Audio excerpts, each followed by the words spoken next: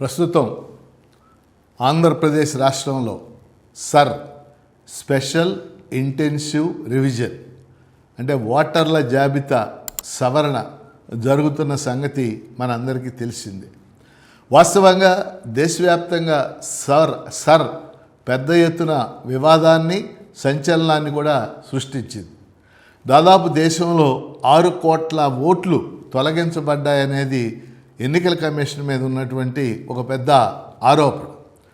ఈ సర్ అనేది ముఖ్యంగా కేంద్రంలో అధికారంలో ఉన్న వాళ్ళకి అనుకూలంగా చేస్తుంది ఎలక్షన్ కమిషన్ అనేది కూడా ఒక ఆరోపణ.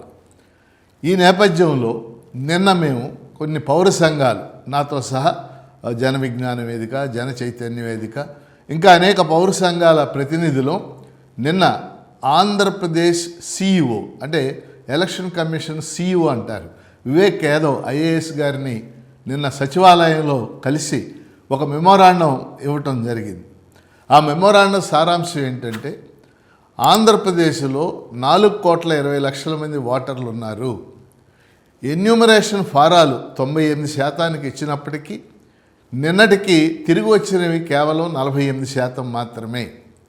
నిన్నటికి అంటే నిన్న 7వ తారీఖు, జూలై 14 దాకా మాత్రమే సర్కి సమయం ఉంది, మనందరికీ తెలిసిన విషయం.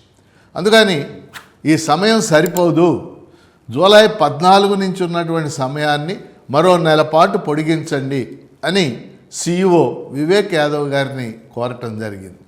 రెండవది, బిఎల్ఓలు చాలా ఒత్తిడికి గురవుతున్నారు, బిఎల్ఓల సంఖ్య సరిపోవటం లేదు, అందుకని బిఎల్ఓల సంఖ్యని వెంటనే పెంచాలి, బూత్ లెవెల్ ఆఫీసర్లు అంటున్నాం. వాళ్ళు ఈ ప్రక్రియ అంతా క్షేత్రస్థాయిలో నిర్వహిస్తున్నారు, వాళ్ళ సంఖ్యను పెంచాలి. రెండో అంశం వారి దృష్టికి తేవడం జరిగింది.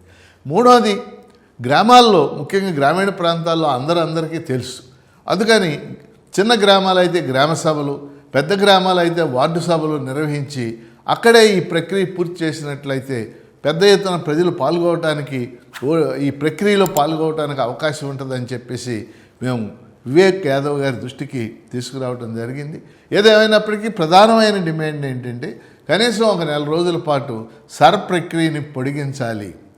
అలాగే ఈ సర్ నమోదు చేస్తున్నటువంటి సందర్భంలో 2002లో లిస్టులో ఓట్లు లేనటువంటి వాళ్ళని రకరకాల ఫారాలు పట్టురమ్మంటున్నారు. ఉన్న వాళ్ళది తొందరగా అయిపోద్ది, లేని వాళ్ళని రకరకాల ఫారాలు పట్టురమ్మంటున్నారు. అవన్నీ ఇప్పటికిప్పుడు తెచ్చేటటువంటి పరిస్థితి లేదు. కాబట్టి వీటన్నిటినీ కూడా పరిశీలించవలసిందిగా ఆంధ్రప్రదేశ్ రాష్ట్ర ఎన్నికల కమిషన్ సిఇఓ శ్రీ వివేక్ యాదవ్ గారిని కోరటం జరిగింది. వారు పాజిటివ్గా స్పందించారు.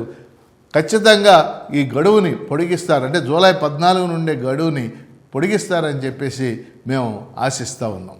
KS Lakshmanarao people's channel subscribe చేయండి, ప్రోత్సహించండి.